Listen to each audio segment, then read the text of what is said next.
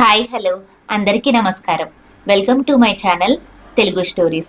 మీరు గనక నా ఛానల్ని ఫస్ట్ టైం చూసినట్లయితే సబ్స్క్రైబ్ చేసుకోకపోతే తప్పకుండా దయచేసి సబ్స్క్రైబ్ చేసుకోండి. ఇక ఈరోజు కథ ఏంటో చూద్దాం. నాకు పెళ్ళయ్యి మా ఇంటికి కోడలిగా వచ్చినప్పటికి నుండే మా ఇంట్లో లక్ష్మి అనే పనమ్మాయి ఉండేది. మా అత్తగారికి ఇంటి పని వంట పనిలోనూ చాలా సహాయంగా ఉండేది. తన భర్త ఒక ఆటో డ్రైవర్. మా వీధిలోనే ఒక చిన్న ఇంట్లో రెంట్కుండేవాళ్ళు. వాళ్ళకు ఒక 5 సంవత్సరాల పాప ఉండేది. పేరు అమృత. రోజు కూడా భార్యాభర్తలిద్దరూ కూడా పనిచేస్తే కానీ వాళ్ళ కడుపు నిండేది కాదు. మా పెళ్ళైన 4 సంవత్సరాలకి మా అత్తగారు అనారోగ్యంతో కాలం చేశారు. అప్పటికీ నాకు 2 అబ్బాయిలు. చిన్నపిల్లలతో ఇంటి పని అంతా ఒక్కదాన్నే చేసుకోవడం కష్టమయ్యేది. లక్ష్మిని ఉదయం సాయంత్రం పనిలోకి రమ్మనేదాన్ని. లక్ష్మి పనికి వస్తూ తన కూతుర్ని అమృతాని కూడా వెంట తీసుకొచ్చేది.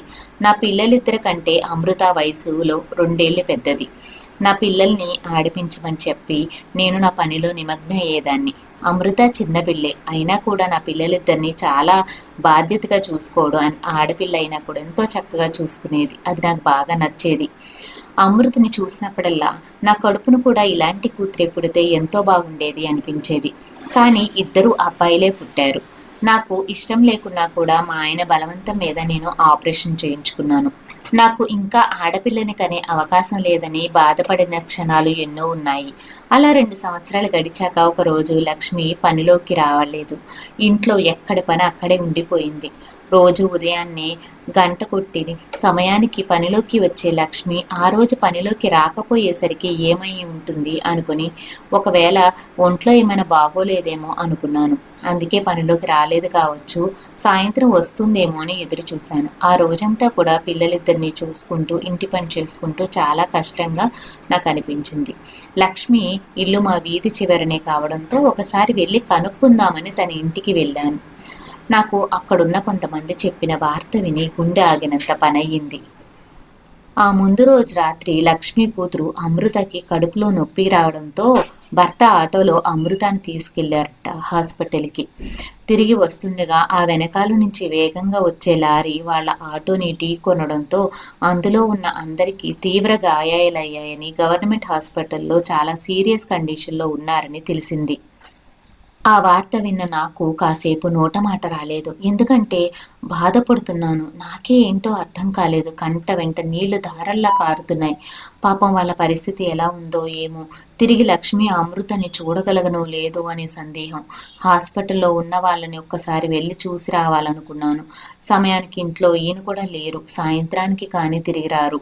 అప్పటి వరకు పరిస్థితి ఎలా ఉంటుందో ఏమో అన్న విషయం నాకు అర్థం కాలేదు. నా భర్తతో కూడా చెప్పకుండా ఇంట్లో ఉన్న కొన్ని డబ్బులు తీసుకొని హ్యాండ్ బ్యాగ్లో పెట్టుకొని పిల్లలిద్దరిని తీసుకొని హాస్పిటల్కి హుటాహుటిన బయలుదేరాను.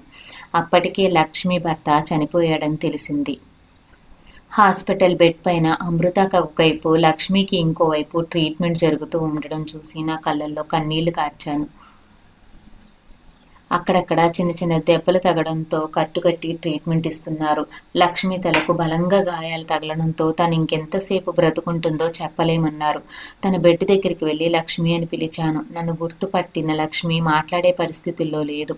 తన కళ్ళలో అమృత కేసు చూస్తూ నా వైపు చూస్తుంది. ఏదో చెప్పాలని ప్రయత్నిస్తుంది. పాపం చెప్పలేకపోయింది.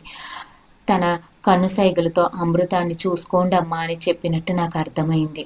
తను ఈ లోకాన్ని విడిచి వెళ్ళిపోతుందనే క్షణం నా కళ్ళల్లో నీళ్ళు ఆగలేదు. అలా తను అలా చెప్తూ ఉంటే నాకు అర్థమైంది తను ఇంకెక్కువసేపు బ్రతకదేమో అని అనుకున్నాను. తను అలా వెళ్ళిపోతున్న విషయం అర్థమయ్యి నా కూతురు పరిస్థితి ఏంటి అనే బాధతో తన ప్రాణం కొట్టుమిట్టాడుతుంది. లక్ష్మిని ఆ పరిస్థితిలో చూసి నేను తట్టుకోలేకపోయాను. ఏం చేయలేని పరిస్థితి.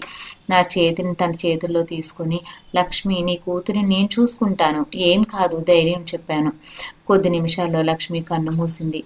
వాళ్ళ విషయం ఎవరికి చెప్పాలో కూడా నాకు తెలియదు. లక్ష్మి ఎప్పుడూ కూడా తన బంధువుల గురించి చెప్పనే లేదు. విషయం నా భర్తకి ఫోన్ చేసి చెప్పాను. అదంతా హాస్పిటల్ వాళ్ళే చూసుకుంటారులే, అసలు అక్కడికి ఎందుకు వెళ్ళావు అని ఆయన అన్నారు. అది మన పిల్లలిద్దరూ తీసుకుని ఇంటికి వచ్చేసి అన్నారు. మన కోసం ఇన్నాళ్ళు పనిచేసిన వాళ్ళ కోసం హాస్పిటల్కి వెళ్ళి పలకరించాలి, వాళ్ళ బాగోగులు చూసుకోవటం తప్పే ఉంది అని నాకు అనిపించింది. అది కూడా లక్ష్మి ఎన్నో సంవత్సరాలుగా మా ఇంట్లో తన ఒక సొంత మనిషిలాగా పనిచేసింది. హాస్పిటల్లో చావు బ్రతుకుల మధ్య ఉంటే చూడడానికి వెళ్ళడం కూడా తప్పేనా అని నా మనసులో అనుకుని మౌనంగా ఉండిపోయాను. సరే సరే, అక్కడి నుండి త్వరగా బయలుదేరి ఇంటికి వెళ్ళు అన్నాడు. సరేనన్నాను. ఆ అమృతాను ఒక్కదాన్ని అలాంటి పరిస్థితిలో వదిలేసి ఇంటికి వెళ్ళాలనిపించలేదు. కానీ తప్పదు కదా. ఆ వార్డులోని ఒక నర్సుకి విషయం చెప్పి కొంత డబ్బిచ్చి తన చేతుల్లో పెట్టి అమృత పరిస్థితి ఎప్పటికప్పుడు నాకు ఫోన్ చేసి చెప్పమ్మా అన్నాను. తను సరేననడంతో బలవంతంగా అక్కడి నుంచి నేను బయలుదేరాను. ఇంటికి వచ్చి నా మనసంతా కూడా హాస్పిటల్లో ఉన్న అమృతపైనే ఉంది. ఎలా ఉందో, తగ్గిందో లేదో అని ఒక ఆలోచన. ఒకరోజు నర్స్ ఫోన్ చేసి అమృత కోలుకుంటుందనే విషయం చెప్పడంతో నా మనసు కాస్త తేలికయింది. ఇంట్లో పనుల్లో సహాయంగా ఉండడం కోసం వేరే ఆడమనిషిని నేను ఇంట్లో పెట్టుకున్నాను. అలా వారం రోజులు గడిచాక ఒకరోజు హాస్పిటల్ నుంచి ఫోన్ చేసింది నర్సు. అమృత పూర్తిగా కోలుకుంది, హాస్పిటల్ యాజమాన్యంతో మాట్లాడి తీసుకెళ్ళండి అని చెప్పింది. ఆ సమయంలో నా భర్త ఇంట్లో లేడు. ముందు అమృతాన్ని తీసుకొస్తే ఖచ్చితంగా వద్దంటాడు. ఇంటికి తీసుకొచ్చాక ఎలాగోలాగా ఆయనకి నచ్చ చెప్పాలి అనుకున్నాను. హాస్పిటల్కి వెళ్ళి అక్కడ ఫార్మాలిటీస్ అన్నీ పూర్తి చేసి ఇకపై అమృత బాధ్య నాదేనని సంతకం పెట్టి అమృతని ఇంటికి తీసుకొచ్చాను. లోకం తెలియని వయసులో అమ్మానాన్నలను కోల్పోయిన అమృత పడుతున్న బాధను చూసి గుండె తరుక్కుపోయింది. అమృతకి నేను తలారా స్నానం చేయించి అన్నం తినిపించాను. ఆంటీ, అమ్మా నాన్న ఎప్పుడొస్తారు అని అడిగింది. అమృతకి ఏం చెప్పాలో నాకు సమాధానం తెలియలేదు. తన చిన్న పాప, తనకేం అర్థమవుతుంది? ఆ దేవుడు ఎంత అన్యాయం చేశాడు దెబ్బలు తగిలాయమ్మా, అవన్నీ కూడా నయమయ్యాక తిరిగి వస్తారు అని ఏదో నచ్చ చెప్పాను. అన్నం తిని అమృత నా పిల్లలు కలిసి పడుకున్నారు. కాసేపటికి నా భర్త ఆఫీస్ నుండి వస్తూనే అమృతను చూసి ఈ అమ్మాయిని ఇక్కడెందుకు ఉంచావు అని అడిగాడు. నా భర్త ఏమంటాడో, ఎందుకలా అంటాడో అని భయపడుతూనే ఉన్నాను. అమృతకి సాయంగా ఉంటుందని తెలిసి నేను హాస్పిటల్కి వెళ్ళి తీసుకొచ్చానండి అన్నాను. అందుకు నా భర్త, నేను ఆ రోజే చెప్పా కదా హాస్పిటల్ వాళ్ళే చూసుకుంటారని, మన ఇంటికి ఎందుకు తీసుకొచ్చావు అని అడిగాడు. అమృతని అలా వదిలేనేనండి, నా మనసు ఒప్పుకోలేదు. అమ్మా నాన్నల నీడలో హాయిగా పెరగాల్సిన చిన్నపిల్ల, వాళ్ళకి ఏమైందో కూడా తెలియని పసిపాప, అలా ఎలా వదిలేస్తాము? మీరే అనుకోండి, మీరే చూడండి. మీరేమీ అనుకోనంటే మిమ్మల్ని ఒకటి అడగాలని అన్నాను. మనకి ఆడపిల్లలు లేరు కదా, అందుకని అమృతని మనమే పెంచుకుందామండి అని అడిగాను. అందుకు ఆయన, మనకు అసలే పిల్లలంటే 2 పిల్లలు ఉన్నారు, వాళ్ళని ఎలా పెంచాలో తెలియదు, ఇప్పుడు ఇంకో పాప అని అన్నారు. మన 2 పిల్లలు కూడా వాళ్ళని పెంచి పెద్ద చేసి బాగా చదివించేసరికి చాలా కష్టపడాల్సి వస్తుంది, ఇంకో పాప మనకెందుకు అన్నాడు. నీకు తెలుసు కదా, నాదేంటో పెద్ద ఉద్యోగం కాదు, అదంతా కుదరని పని, శ్రమ. నీకు ఇదంతా కూడా అనవసరమైన ఆలోచనలు పెట్టుకొని పెద్ద పని తీసుకో, మాకు వెళ్ళి హాస్పిటల్లో అప్పచెప్పు అని చెప్పారు. లేదా పోలీస్ స్టేషన్లో జరిగిందంతా చెప్పి వాళ్ళకి అప్పచెప్పు అన్నారు. అమృత విషయంలో ఎంత నచ్చ చెప్పినా కూడా నా భర్త వినకపోయేసరికి అమృతని కనీసం ఒక 10 రోజులైనా ఉంచుకుందామని నేను అడిగేసరికి ఈసారి నా మాట కాదనలేక నా భర్త సరేనన్నారు. ఆ 10 రోజులు అమృతని నేను కన్న తల్లి కన్నా ఎక్కువగా చూసుకోవాలనే ఒక ఆలోచనతో చూసుకుంటూ ఉన్నాను.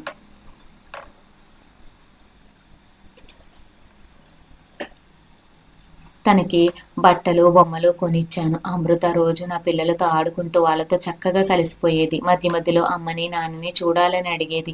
ఏదో ఒకటి చెప్పి మరిపించేదాన్ని. అలా 10 రోజులు గడిచిన తర్వాత నా భర్తను అడిగాను. నేను 15 రోజులైనా ఏమీ మాట్లాడకపోయేసరికి ఒకరోజు విశ్వాన్ని అడిగాను.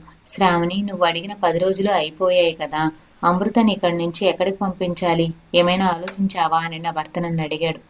విశ్వ అలా అడిగేసరికి అమృతని పంపించక తప్పేది లేదా అని నా మనసులో అనుకొని, అమృత మన పిల్లలతో కలిసి బాగా ఆడుకుంటుందండి, ఇప్పుడిప్పుడే తను వాళ్ళ అమ్మా నాన్నలను మర్చిపోతుంది, ఇంకొన్ని రోజులు ఇక్కడే ఉంచుకుందామని అడిగాను. నా మాటలు పూర్తి చేయ లోపల తను ఇంకో రోజులు ఇక్కడే ఉంటే ఆ తర్వాత నువ్వు పంపించలేవు, నువ్వు తనకి అలవాటైపోతావు అన్నారు. నా మాట విని ఎక్కడ అప్పచెప్పాలో అక్కడ అప్పచెప్పేసేయ్, నేను పదే పదే చెప్పలేను అన్నారు. అందుకు అమృతని పోలీస్ స్టేషన్లోనో హాస్పిటల్లోనో వదిలేద్దాం అని అన్నారు. కానీ నాకు అది ఇష్టం లేదు. తన తోటి వయసు పిల్లలతో కలిసి ఉంటూ తనకి అమ్మా నాన్నలేక లేరన్న విషయాన్ని మర్చిపోయేలాగా ఏదైనా స్వచ్ఛంద సంస్థలో చేర్పిస్తే బాగుంటుంది అన్నాను. అందుకు విశ్వం, నువ్వు చెప్పినట్టే చేద్దాం, బాగానే ఉంది అన్నారు.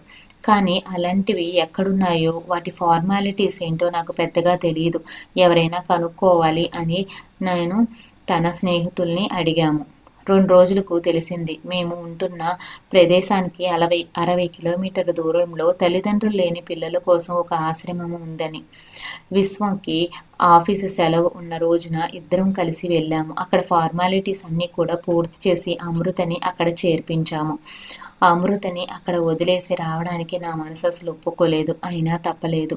ఆ రోజు నుండి నా భర్తకి తెలియకుండా నెలకు ఒకటో రెండోసార్లు వెళ్ళి అమృతని చూసి వస్తుండేదాన్ని.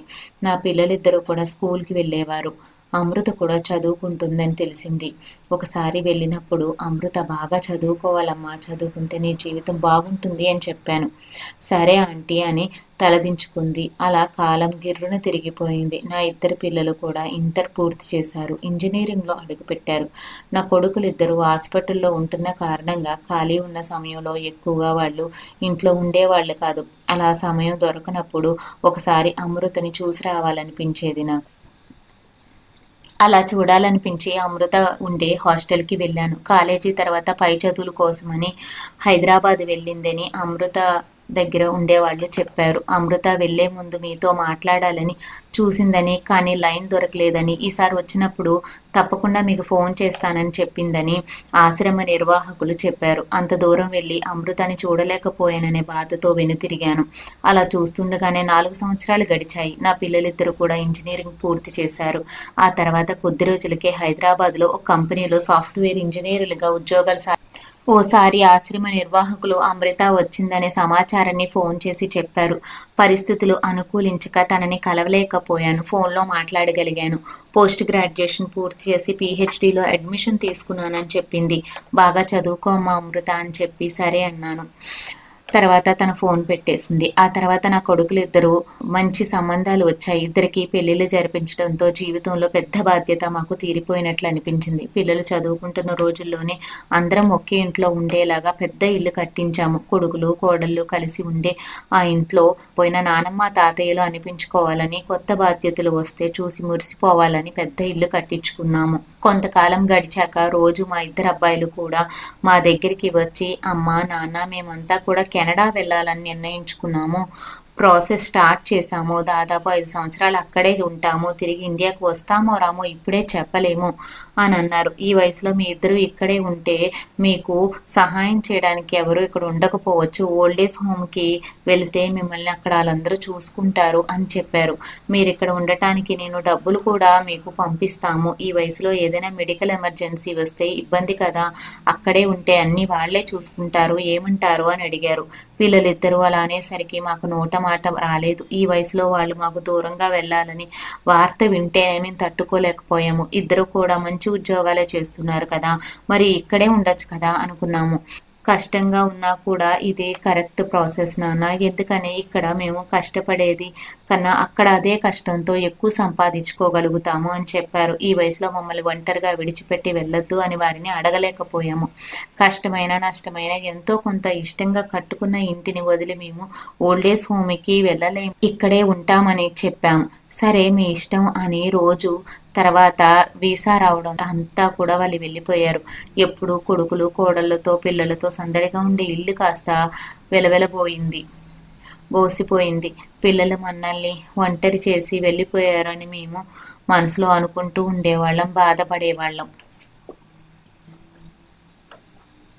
నా భర్త విశ్వ ఇన్ని రోజులు పిల్లలందరితో కలిసి ఉన్న మనం ఇలా ఒంటరిగా ఉండాలంటే కష్టంగా ఉంది, పిల్లలు చెప్పేసినట్లు ఓల్డేజ్ హోమ్కే వెళ్ళిపోదామన్నారు. నా భర్త విశ్వ నేను కలిసి తడుముకుంటూ ఎవరూ లేని వాళ్ళములాగా అక్కడక్కడ ఉండేవాళ్ళం. ఎందుకు తర్వాత నాకు నేను ఆయనకి నేను అనుకునేవాళ్ళం. ఆ దేవుడి మీద భారం వేసి కాలం గడపాలి అనుకున్నాం. ఆయనకి ధైర్యం చెప్పగలిగాను, కానీ నాకు పిల్లల మీద మనసు పోలేదు. తర్వాత ఒకరికొకరం తోడుగా ఉన్నామని ధైర్యం చెప్పుకుంటూ రోజులు భారంగా గడుపుకుంటూ ఉన్నాం. ఓ రోజు ఒక అమ్మాయి వచ్చింది. గులాబీ రంగు కాడ నుంచి చీర భుజం వరకు హ్యాండ్ బ్యాగ్ వేసుకొని కళ్ళజోడు చేతుల్లో పెట్టుకొని 2 పుస్తకాలు తలుపు తీగానే 2 పుస్తకాలతో కనిపించింది. ఆంటీ బాగున్నారా అని పలకరించింది. ఎవరమ్మా నువ్వు అని అడిగాను. నేనాంటీ అమృత అని. ఇది చూసి మిమ్మల్ని చూసి 10 సంవత్సరాల పైనే అవడంతో గుర్తుపట్టలేకపోయానమ్మా అన్నాను. అమృత చూస్తే ఎక్కడో అమృతాన్ని చూడగానే ఎక్కడో కోప్పడతారేమో అని నేను భయంతో మెల్లగా అమృత నువ్వేంటి ఇక్కడికి వచ్చావు, చాలా కాలం అయిందమ్మా, అసలు ఎక్కడున్నావు అని అడిగాను. అందుకు అమృత ఆంటీ నేను ఇక్కడే యూనివర్సిటీలో అసిస్టెంట్ ప్రొఫెసర్గా పనిచేస్తున్నాను, ఈ మధ్య జాయిన్ అయ్యాను ఆంటీ, చిన్నప్పుడు ఎప్పుడో చూశానని ఇంటికి అడ్రస్ తెలియక ఇంతకాలం రాలేకపోయాను, ఆశ్రమం రికార్డులోగా గార్డియన్గా మీ అడ్రస్ ఉంది కదా అది చూసుకొని ఇక్కడికి వచ్చాను ఆంటీ అని చెప్పాను. అంకుల్ బాగున్నారా, నేను ఇద్దరూ కూడా ఇప్పుడు ఏం చేస్తున్నారని అడిగింది. అమృత ఎక్కడా ఆయన చూస్తారు అని నేను భయంతో మెల్లమెల్లగా సమాధానం చెప్తూనే ఉన్నాను. అంతలో ఆయన వచ్చారు. ఎవరు శ్రావణి అని అడిగారు తడబడుతూ. అమృత ఆశ్రమంలో చేర్పించాం కదా తనండి అన్నాను. ఓ అమృత ఏం చేస్తున్నావు, ఎలా ఉన్నావమ్మా, చాలా అని నిలబట్టే మాట్లాడతావేంటి, అమృతాన్ని రమ్మను లోపలికి అన్నారు. ఏంటి శ్రావణి కూర్చో, ఎక్కడున్నావు ఏం చేస్తున్నావు అని అడుగు అని అన్నారు. ఆయన పిల్లల గురించి అడిగితే ఆయనే చెప్పారు. ఈ మధ్య మమ్మల్ని వయసులో ఇలా వదిలేసి వాళ్ళ భవిష్యత్తు కోసం వేరే దేశాలు వెళ్ళిపోయారమ్మా అని చెప్పారు. ఇది విని అమృత కాసేపు మౌనంగా ఉంది. మీరేమీ అనుకోనంటే నాతో ఒక చిన్న రిక్వెస్ట్ ఉంది ఆంటీ అంది.